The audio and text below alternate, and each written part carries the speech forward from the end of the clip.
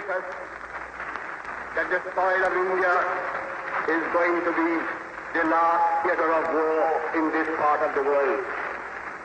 Friends, I do not know how many of us who are going to participate in the coming battle will survive to see India free. But whether we survive or not, whether we individually live to see India free or not, we are confident that India shall be free. हमारे सामने एक ही programme रहेगा, fighting programme, लड़ाई का इंतजाम करना, लड़ाई शुरू कर देना और कामयाब करना है। पर हाथ में है क्या? हमारे रास्ते में आएगी भूख, प्यार, तकलीफें, विपत्ति। कोई बात नहीं है, हम जिंदा रहेंगे या तो मरेंगे, कोई बात नहीं है। बात कोई सही बात यह है, अहम बात यह है, आखिर में हमारी कामयाबी होगी, हिंदुस्तान आजाद होगा।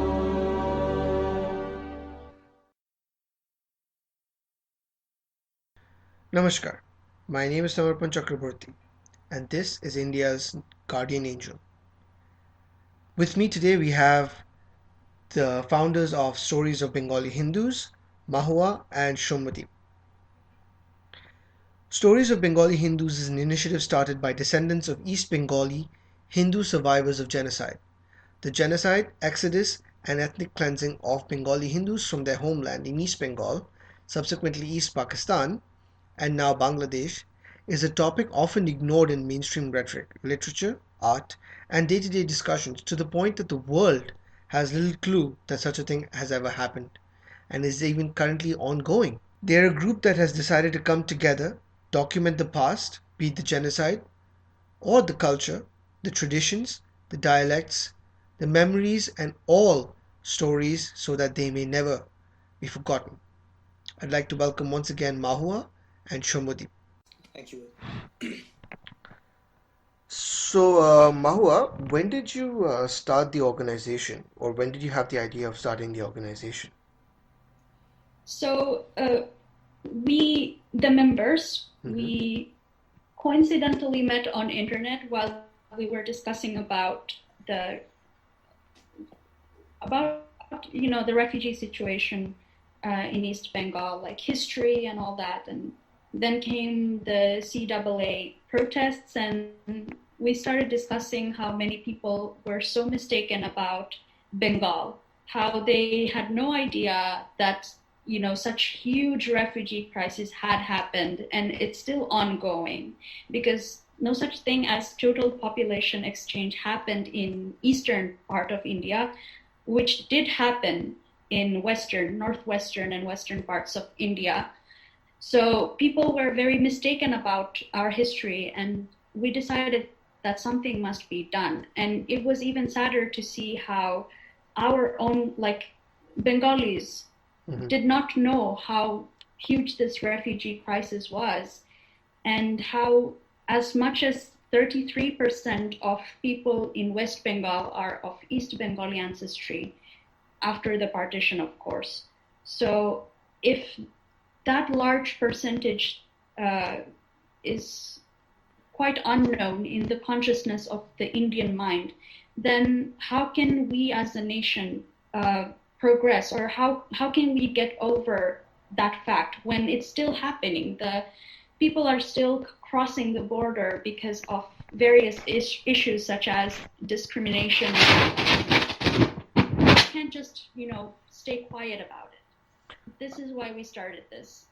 I agree with you. Actually, I was looking into the larger data of it, and even I read a study by Pallavi Chakraborty where she was talking about the Refugee Displacement Act. So this was surprising because I saw that the Indian government initially made an assumption that all the refugees coming from Bangladesh or East Pakistan would in time go back. In time they would go back, and it was decided somewhere that they would not be rehabilitated completely or permanently. This did not happen in in Punjab. In Punjab, all the refugees who had come in were given maybe twice the amount that they had claimed to have lost. Yes, absolutely. And absolutely. the larger problem was that Indian government slowly kept reducing Bengal's importance in the whole of India. That it comes from many other factors, but there's a book called Agony of West Bengal. I forgot the author's name, in which he elucidates certain points where the Calcutta harbor was closed down very slowly. Their imports were reduced. Jute taxes and a lot of other things were happening in Calcutta, which ensured that Calcutta and the importance of Bengal, as it were to be reduced in the national scale. So that actually makes sense why people in India don't know about this. They would know largely more about what happened in Punjab, and they wouldn't even know Yes. about Kolkata and Noakhali 1946. When I asked them about it, they're completely either they have some idea about it, or they say it was a Hindu-Muslim rioting. But the facts are completely different, actually. See. Absolutely. You can say that the Great Calcutta riots, although started by the Muslim League, it was truly, in a sense, a riot because both communities managed to, Fight each other. cause damage, but it was, the Hindu community did manage to defend themselves. But different was the case of Noakhali, where the Hindu minority was such a small minority, and the destruction of the Hindu community was so systematic and well planned before that it can only be called a genocide. And it was probably the worst case of genocide before partition. And it was the biggest factor why the partition probably happened. That was the time when this eminent Bengali people, these leaders, they started to campaign for the partition of Bengal to preserve the Hindus of Bengal. Right. So there are several papers on it. For example, the book by was it Dinesh Chandra, Calcutta, the Great Chandra Calcutta Singh. Killings. Yeah. So Great Calcutta Killings and the Noakhali genocide. Yes. It has all the hearings of the Bengal Assembly that exclusively say how large the damage was in Noakhali and how it's like impossible to go back from that point on, which led to the partition, the second partition of Bengal. And it is quite ironic to say that how little rest of India even understands why the partition happened when it was the first partition of Bengal and the Bengal presidency at that time that ultimately led to the entire process of partition in India and all the policies that happened in between the years of 1905 to 1946. So unless people understand what exactly happened, there is no way people can understand what's still happening in Bengal. Correct. So Absolutely. in a way, if we are to sum up what exactly happened in the Bengal partition, first of all, it was a tried and tested experiment as what we had seen in 1905, the first partition of Bengal. Secondly, as you had mentioned in the case of the Punjab and Bengal, so Punjab saw a very violent 47, agreed. Like there is no question in that. However, in a way, if you look at it, the population exchange was complete, and post the refugee settlement, yes, they did get the aid from the government, as you had mentioned. So more or less, they were able to settle down and their life continue. In the case of Bengal, we may not know for sure what was the reason why population exchange was not allowed. If we are to contrast, let's say, Bengal with the Punjab, we see the fact that there was a huge population in Bengal, first of all. And secondly, if one reads about the views of the Congress leaders during partition or pre-partition, even they themselves were confused, like whether there will be a partition or whether the refugees should be staying back or not. So in a way, there are evidences to suggest that the people were indeed encouraged to stay back. And like to shift like such a massive population from Bengal to, put them back in India and, get their lives going, it was definitely a daunting task, which did not happen. So what we see in Bengal is the result of this unfinished population exchange. Post 47, what happened? Whether you call the pogroms of 1950, 64, 71, etc. Hindus have always been the single largest community attack. And as Mohua had said, the Great Calcutta killings can actually be called a riot, because in this case, there were both communities pitted against each other, because at the time the Hindus did defend themselves. However, anything that happened post it is more or less a pogrom. Like we have seen that, the Hindus being single-handedly attacked. What we have to see now is the response of the government post these pogroms. So let's consider the date of 1950. Like February happens to be the time when the 1950 anti-Hindu pogrom started. There was a massive refugee influx that happened in Shialda. The conditions were unlivable, and if I remember correctly, there was even most likely a cholera epidemic or disease spreading, and it was such a huge influx of people that the government was not even ready to take so many people, to be very honest. And unfortunately, we see that during that time, the government had passed the Nehru-Liaquat Pact. Right. Basically, so if we are to just do a high-level analysis, there was already a pact, like the Niyogi Ghulam Muhammad Pact, if I'm correct. So the Nehru-Liaquat Pact was just another pact. Basically, both India and Pakistan would be protecting their minorities. So what happened is the refugees in 1950 were again asked to go back. Despite the government knowing there was a large-scale anti-Hindu pogrom that happened, they were again asked to go back.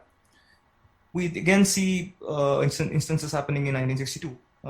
That also was a case of a large-scale pogrom, but 1964 again, the same thing happened, on and on. So we see a pattern. So we had the people, let's say, been allowed, to, let's say, come to India, the Bengali Hindus of East Bengal, and come to settle, so many deaths could have been averted, so many livelihoods could have been saved, so many things could have been done. And if you, I'm not talking about only the refugees coming to West Bengal. There was a stream of refugees coming to Tripura, to Assam.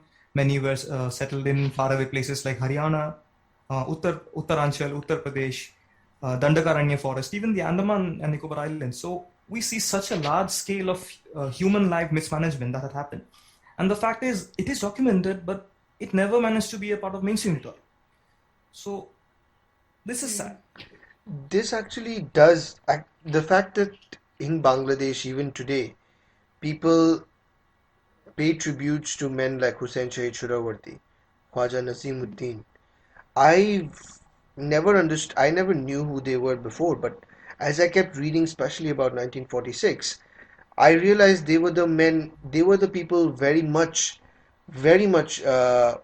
calling for anti-Hindu pogroms during 1946.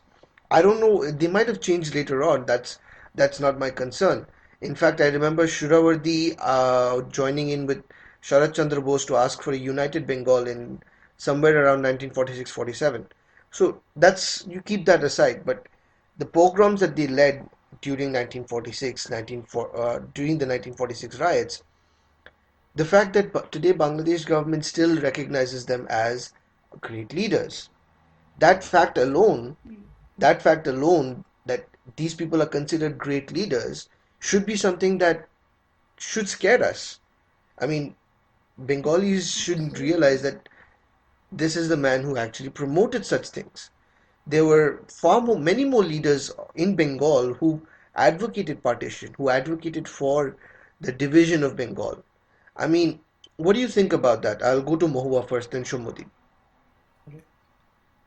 So about partition of Bengal, in 1905, it is a fact that prominent Bengali leaders, the Hindu leaders, did oppose the partition of their motherland. So there was this call for Swadeshi movement and all that. But there was politics behind it. The British administration obviously wanted to partition Bengal presidency, and they kind of excused it as, as an administrative improvement, because apparently such a large presidency was very hard to manage, and there were talks of administrative improvement. But there is also a consensus among Indian historians that, and also the politicians, Bengali Hindu politicians at that time, that the partition was at that time solely designed to break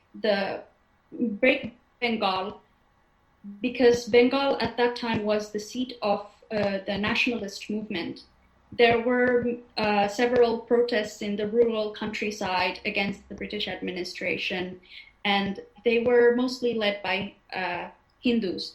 So that's why by breaking Bengal, they wanted to make Bengalis in the western part the linguistic minority and eastern part the religious minority.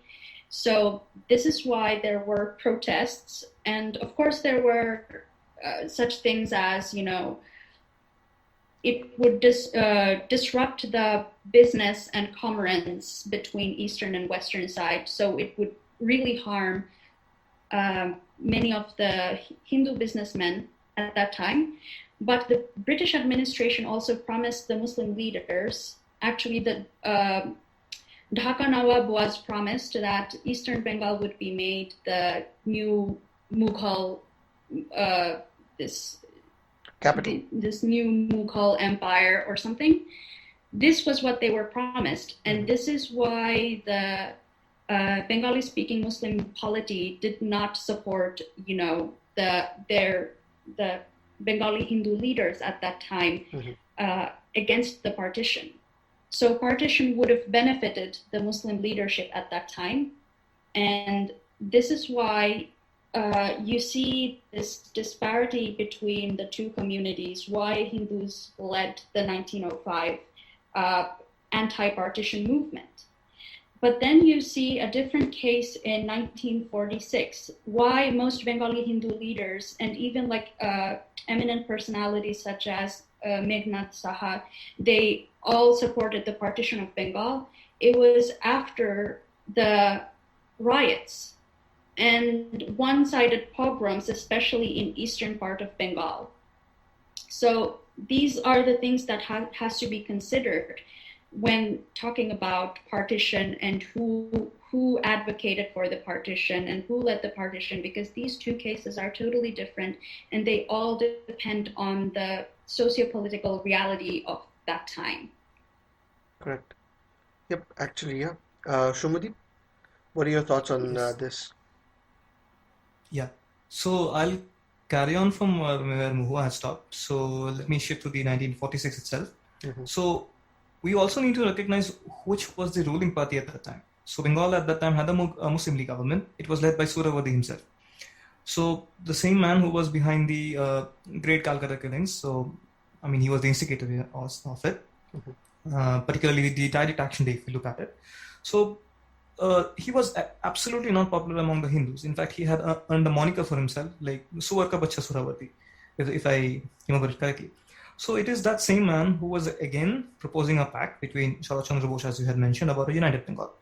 Now the thing is, the same man who was behind what happened in Calcutta, where even the police was given a holiday when the things happened. Yeah. And the same year we saw what happened in Noakhali. So how could have one trusted that man with a united Bengal plan?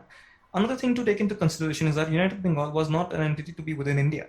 His plan was of a united Bengal, if I remember correctly, was supposed to be a separate country.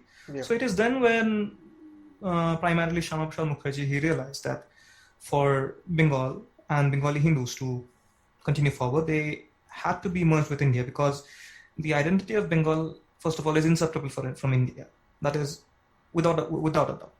And secondly, there was a need to be a homeland created, which is why we see that, many eminent Bengali Hindu intellectuals also supported at that time a movement for the Bengali Hindu homeland and Bengal to remain within India. So with that movement, the West Bengal was achieved. So if we actually look at it, yes, it was a partition of that had happened, but in a way, we can say unless there were efforts in this regard, West Bengal today may not have been a part of India, which is even more scary if I frankly think of it. So this is the contrast if you look at the 1905 partition and the 1947 partition. Right. In fact, the 1905 Just to add. Yep. Sorry. Go ahead, Mahava. Yeah, just to add that the Sharat Chandra Bose and K.S. Roy had laid a condition that Hindus share equal power if United Bengal was to happen. This was like Suhrawati's proposal, but this was for financial reasons, so that eastern part of Bengal stays connected to the western part of Bengal so that the businesses wouldn't get disrupted. It was the Muslim League that rejected these conditions, that Hindus share equal power with Muslims. So it was them who rejected the condition, and this is why the partition went ahead. So if people say that, yeah, there were some Hindus who did support, like K.S. Roy and Sharat Chandra Bose, like they supported the United Bengal unification or whatever, but they laid a condition, and that was the share of equal power at every administrative level. But this is what the Muslim League itself rejected. Right. So a united Bengal would have never happened anyway. It was like, it went beyond, the relations just soured so badly that there was no point of reconciliation at that time. That's actually a very valid point. Yeah, it could not have happened. Before the Calcutta riots were starting, I remember the interim government had formed. This was what struck me really was Mr. Jinnah kept talking about Pakistan being created, Pakistan will be created, and all of that, but then agrees to an interim government, and he agrees to it with the Congress, and the pact was complete. It was later on, I think a couple of days later, around July 10th or something, 1946, that Mr. Nehru gave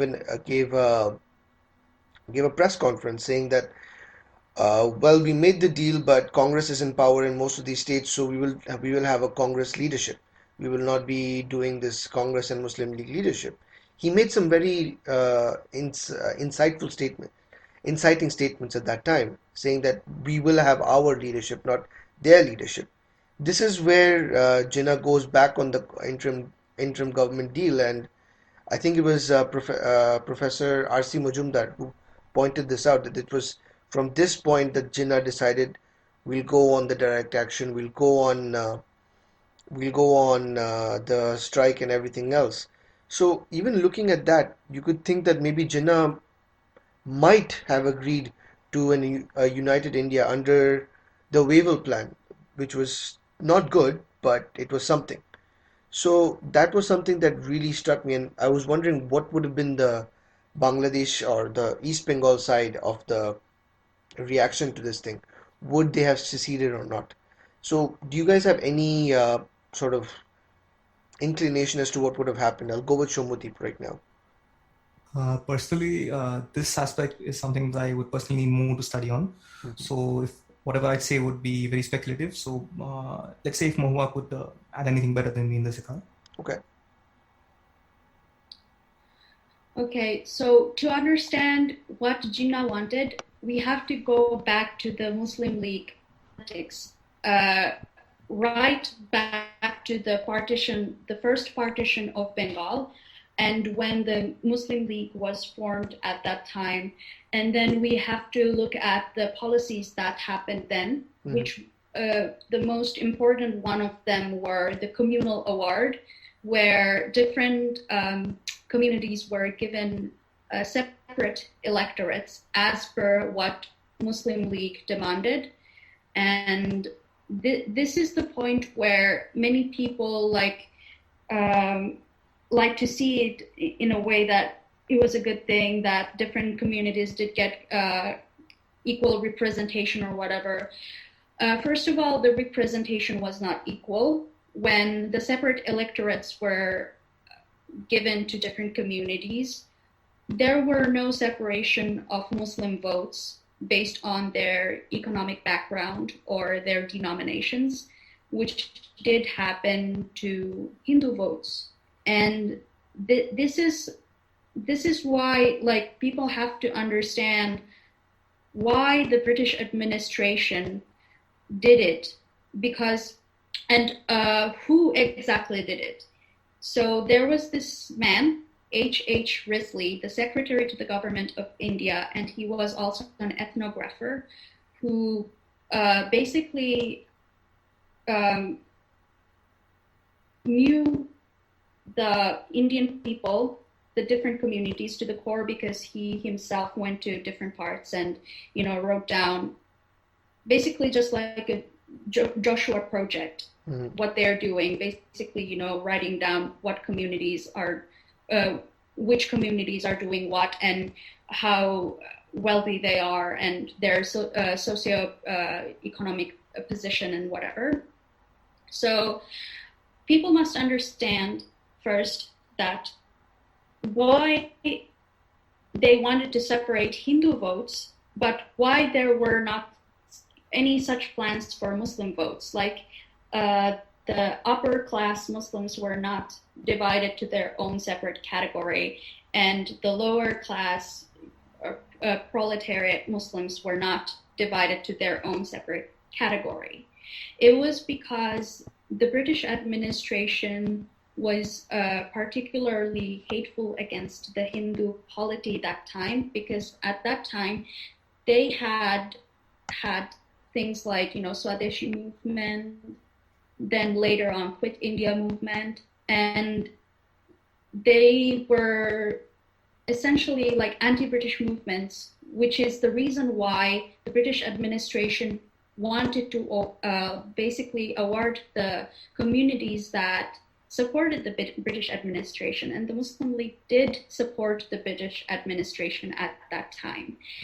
So, and about Jinnah, so basically there were several different demands from the Muslim League at that time that Muslim majority areas should get a separate electorate plus their own personal Muslim laws, so that they wouldn't be under the common law, and that they would also be free of Hindu rule or central governmental rule. So basically, this whole pact, when,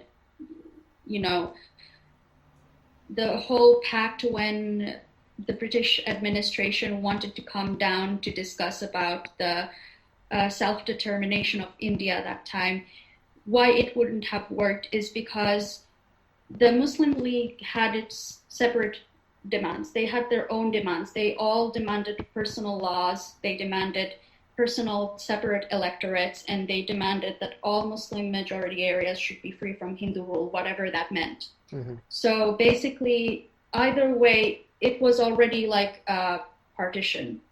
Partition was basically inevitable. I would like to look at it in a different way. You also may have noticed that Jinnah wasn't happy with only, the eastern part of Bengal.